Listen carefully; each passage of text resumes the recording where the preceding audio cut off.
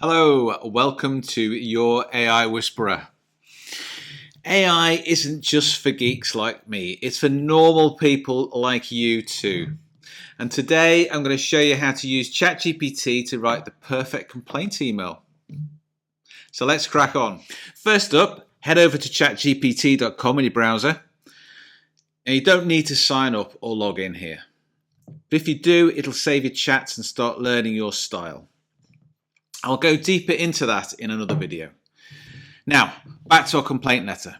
You could just say, write a complaint letter to my electricity company, and you'll get a decent draft. But if you want to nail it first time, try this instead. Please help me write a complaint email. Ask me any questions you need to create it. Seconds later, ChatGPT will fire back with some helpful questions, such as, who are you writing to? What's the issue you're complaining about? When did the issue occur? What resolution are you seeking? A refund, a replacement, apology, something else? Have you already tried to resolve this?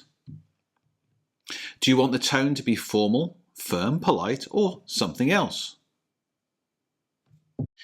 If you answer them like this and just number your responses to match the questions, you don't need paragraphs.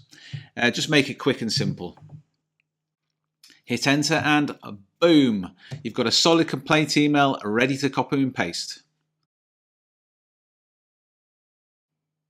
If you want to fine tune it to make it more assertive, just ask, can you rewrite this to be more assertive? ChatGPT updates it instantly.